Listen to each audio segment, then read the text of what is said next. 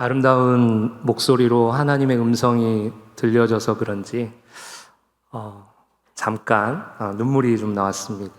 하나님의 그 따스한 손길을 느낄 수 있는 귀한 찬양 감사를 드립니다. 오늘은 제자인가 무리인가라는 제목으로 말씀을 나누겠습니다. 우리는 인생을 살아가다 보면 많은 사람들을 그리고 많은 것들을 따라갑니다. 자녀는 부모를 따라가고요. 학생은 선생님을 따라가고, 제자는 스승을 따라가고, 팬은 스타를 따라갑니다. 뿐만 아니라 세상 풍조를 따라가고요. 물질을 따라가기도 하고, 문화를 따라가기도 합니다.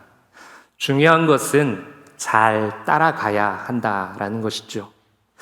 베르테르 효과라는 말이 있습니다. 사회적으로 존경받거나 유명한 사람의 죽음, 특히 자살 소식이 들렸을 때 심리적으로 그것에 동조하여 이를 모방한 자살 시도가 잇따르는 사회적인 현상을 이루는 말입니다. 통계적으로 유명한 사람이 실제로 자살 소식이 전해지면 많은 사람들이 자살할 마음이 분명 없었음에도 불구하고 그를 따랐다라는 그 이유 하나만으로 자살을 시도하는 사람들이 그 시기에 많아진다라는 것이죠. 이는 잘못 따르는 것입니다. 예수님의 공생의 당시에 예수님을 따르던 사람들이 참 많았습니다. 성경은 예수님을 따르는 부류를 두 부류로 이렇게 이야기하고 있는데요. 하나는 무리입니다. 그리고 하나는 제자입니다. 경제학 교수가 되려고 열심히 공부하던 중에 하나님의 소명을 받고 목회자가 된 서신일 목사님이 쓴 제자인가 무리인가라는 책이 있습니다. 이 책에는 제자와 무리의 특징에 대해서 잘 설명을 하고 있는데요. 그 책의 두 번째 챕터에 보면 무리의 특징 12가지를 이야기하고 있습니다. 무리는 과연 어떤 특징들이 있는가? 첫 번째로 양지의 삶만을 원합니다. 사람을 의식하고 의지합니다. 야베스의 기도가 곧 나의 기도가 되고요. 돈만은 도저히 포기할 수 없고 여울목 즉 얕은 물에서만 고기를 잡고요. 무엇이든 크고 많은 게 좋고 이제 순교자들의 이야기는 그만했으면 좋겠고 종교 관용주의를 지향하고 하나님 영광보다 내 영광이 먼저고 좁은 길이 아닌 넓은 길만을 가고 믿고 싶은 것만을 믿고 좀 더 쉽고 편안한 예수님을 원합니다. 이게 바로 무리들의 특징이라는 것이죠. 저를 포함한 우리 성도님들에게 질문을 드리겠습니다. 우리는 제자입니까? 무리입니까? 예수님께서 부활하시고 40일을 이 땅에 계시다가 이제 하늘로 올라가시기 전에 제자들을 불러 놓으시고 이렇게 말씀을 하십니다. 너희는 가서 모든 민족을 제자로 삼으라. 이 명령을 기억하고 받은 제자들이 복음을 전하고 전해서 오늘 우리가 그 복음을 받아들이고 이 자리에 앉아 하나님께 예배를 드리고 있습니다. 그렇다면 우리 역시 무리가 아닌 제자가 되어야 합니다. 제자는 제자를 양육할 수 있지만 무리는 절대로 제자를 양육할 수 없습니다. 예수님께서 제자들에게 하셨던 이 명령이 오늘 우리에게도 들려지는 명령이기를 축복합니다. 오늘 본문의 시작은 이렇습니다. 수많은 무리가 함께 갈새. 예수님을 따라다니던 수많은 사람들, 특히 무리들이 예수님을 따라가고 있었어요. 그런데 갑자기 예수님께서 가던 길을 멈추시고는 뒤를 돌아서셔서 예수님께서 무리들을 향해 이렇게 말씀하시는 거예요. 얘들아, 너희들은 이제 무리가 되지 말고 제자가 되렴. 제자가 되기 위해서는 이러한 삶을 살아야 한다. 이 음성이 오늘을 살아가는 무리가 아닌 제자로 살고 싶은 우리에게도 들려주시기를 주님의 이름으로 축복합니다. 이제 본문을 통해 제자가 되는 삶, 어떤 삶인지 세 가지로 살펴보겠습니다. 첫 번째, 예수님의 제자가 되는 삶은 예수님을 더욱 사랑하는 삶입니다. 우리 26절의 말씀을 함께 읽겠습니다. 시작. 형제와 자매와 더욱이 자기 목숨까지 미워하지 아니하면 능히 내 제자가 되지 못하고. 아멘. 오늘 예수님께서는 어떤 삶이 제자가 되는 삶인가? 바로 미워하는 삶이라고 말씀하고 계십니다. 그런데 이상하죠? 우리 예수님께서는 이웃을 미워하라고 말씀하지 않으셨습니다. 이웃을 사랑하라고 말씀하셨죠. 심지어 원수까지도 용서하고 사랑하라라고 말씀하셨습니다. 그러니 문자적으로 보면 이 말씀이 이해가 되지 않습니다. 자, 그러면 예수님께서 미워하라, 그것도 오늘 보니까 대상이 전혀 모르는 사람들이 아니에요. 자기 부모, 처자, 형제, 자매, 심지어 자기 목숨까지 다 미워하라는 것이죠. 그러면 예수님께서 미워하라고 하신 그 의미가 무엇일까요? 그것은 이들보다 나를 더 사랑해라. 이들을 사랑하는 것보다 나를 더 사랑해라. 이런 주님의 음성입니다. 제자가 되기 위해서는 너희가 좋아하고 너희가 잘 따르는 그들도 사랑해야겠지만 나를 더욱 사랑해야 한다. 이렇게 지금 예수님께서 말씀하고 계시는 것입니다. 하나님께서 가장 싫어하시고 경멸하시는 것이 바로 우상 숭배입니다. 우리가 보름달이 뜨면 물을 떠놓고 비나이다, 비나이다 이렇게 기도하는 우리 선조들의 그런 모습들이 있었습니다. 그 또한 우상입니다. 그리고 나무에다가 못을 매달아 놓고 비나이다, 비나이다 다 우상이지요. 그런데요, 성경에서 우리에게 우상이라고 말하는 중요한 것이 있는데 그것은 무엇이냐면 하나님보다 더 사랑하는 것이 내 안에 있으면 그것은 내가 우상 숭배하고 있다라는 거예요. 오늘 오전에 들었던 말씀처럼 그런 우상 숭배가 가득할 때 우리는 하나님으로부터 멀어질 수밖에 없습니다. 하나님을 기억하지 못하게 되는 것이죠. 우리에게 하나님보다 더 사랑하는 것이 과연 무엇이 있습니까? 그 대상이 오늘 말씀처럼 가족일 수도 있습니다. 친구일 수도 있고요. 돈일 수도 있고 명예일 수도 있고 하나님보다 더 사랑하는 그것이 있다면 우리는 제자가 아닌 무리에 머물 수밖에 없습니다. 아브라함이 본토 친척 아비집을 떠날 수 있었던 것은 하나님을 더 사랑했기 때문입니다. 아브라함이 이삭을 하나님께 바칠 수 있었던 것도 하나님을 더 사랑했기 때문입니다. 베드로가 배와 그물과 아버지까지 버리고 예수님을 따를 수 있었던 것도 예수님을 더 사랑했기 때문입니다. 마리아가 자신의 전 재산인 향유를 예수님께 다 부을 수 있었던 것도 예수님을 사랑했기 때문입니다. 혹시 하나님보다 더 사랑하는 것들이 있습니까? 그렇다면 하나님을 더 사랑하십시오. 그러면 자연스럽게 그것들로부터 멀어지게 될 것입니다. 그러면 우리는 무리가 아닌 제자의 삶을 살게 될 줄 믿습니다. 두 번째, 예수님의 제자가 되는 삶은 한번 따라해 보시겠어요? 자기 십자가를 지는 삶입니다.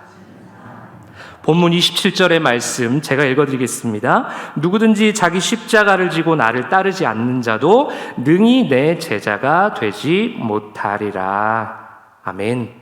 예수님께서는 십자가를 지고 예수님을 따르는 자가 제자다라고 말씀하고 계십니다. 무리는요, 절대로 십자가를 지지 않습니다. 십자가를 지고 가는 예수님을 향해 손가락질을 하면 했지, 침을 뱉으면 뱉었지, 조롱하면 조롱했지, 십자가에 못 박으라고 이렇게 이야기하면 했지, 절대로 그 십자가를 지지 않습니다. 그런데 예수님께서 십자가에 지신 이유가 무엇입니까? 바로 그들 때문 아니겠습니까? 바로 저와 우리 성도님들 때문 아니겠습니까? 우리의 죄를 위해서 그 모든 죄를 다 용서해 주시기 위해서 십자가를 지시고 십자가에서 죽으신 것 아니겠습니까? 그런 은혜를 경험한 우리가 어떻게 해야 할까요? 여전히 그 십자가를 외면한 채 물 위에 머물러 있어야 되는 걸까요? 그렇지 않습니다. 우리도 그 십자가를 지고 제자의 삶을 살아야 하는 것이죠. 십자가는 누군가 대신 져주는 것이 아닙니다. 반드시 내 십자가는 내가 져야 하는 것입니다. 다시 한번 예수님을 십자가에 못 박는 일이 우리 가운데 없기를 바랍니다. 예수님이 제자가 되려면 내 십자가, 그 십자가를 꼭 붙들고 잘 지고 가야 되는 것이죠.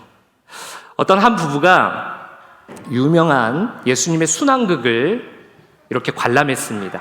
그 연극이 다 끝나고 나서 그 주인공, 예수님 역할을 맡았던 주인공하고 이야기를 나누기 위해서 출연진 대기실로 찾아갔어요.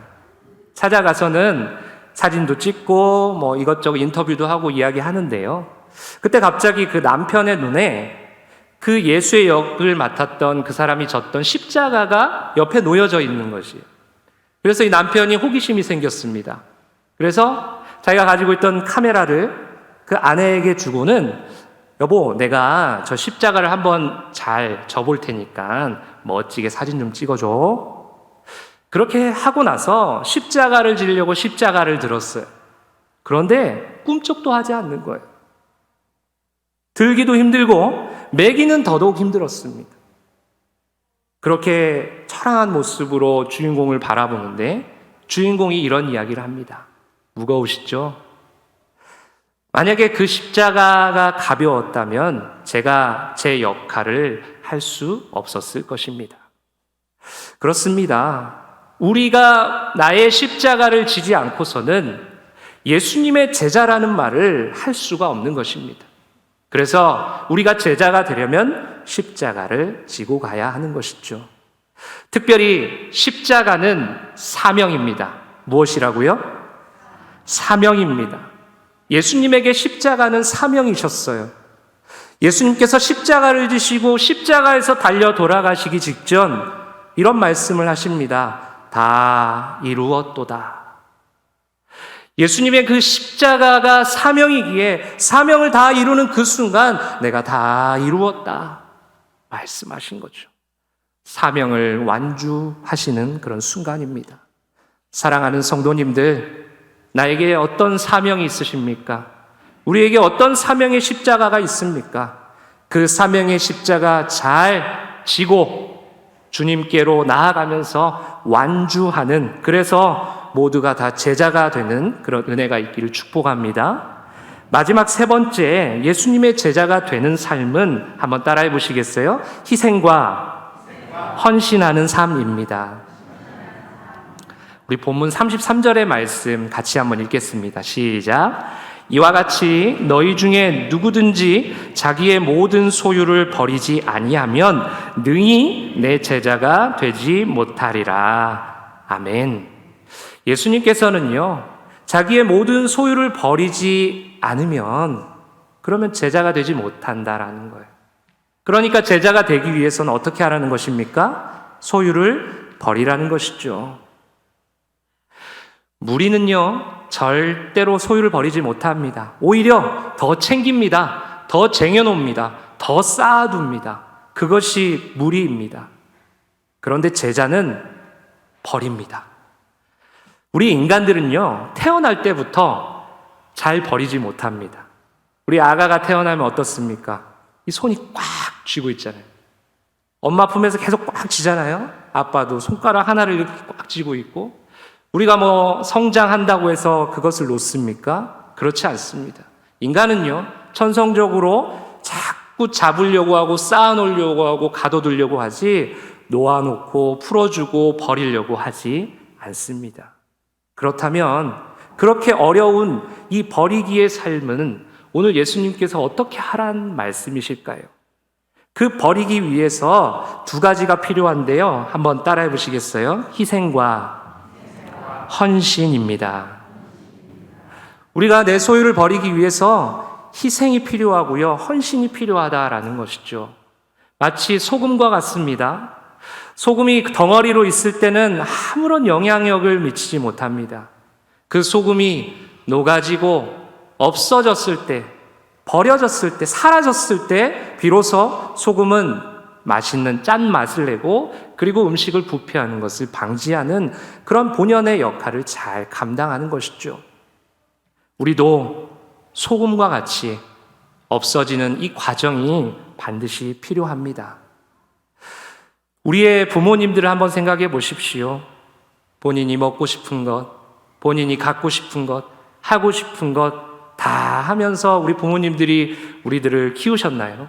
그렇지 않습니다. 아무리 먹고 싶은 것이 있어도, 아무리 가지고 싶은 것이 있어도, 아무리 하고 싶은 것이 있어도 내 자식이 먼저였던 것이죠. 그들은 소유하려고 하지 않았습니다. 다 내어놓았어요. 다 버리려고 했습니다. 희생과 헌신의 삶을 사셨던 것이죠. 우리 예수님 마찬가지 아닙니까? 십자가에서 모든 물과 피를 우리를 위해서 다 버리지 않으셨습니까? 다 내어놓으시지 않으셨어요? 그런 희생과 헌신을 통해 우리를 용서하시고 우리를 살리신 것 아니겠습니까? 무리는 절대로 희생하지 않습니다. 무리는 절대로 헌신하지 않습니다. 무리는 자기의 이익만을 생각합니다. 이익이 되지 않으면 잘 따라가던 사람도 그냥 뒤로 하고 도망쳐버립니다. 그것이 바로 무리입니다.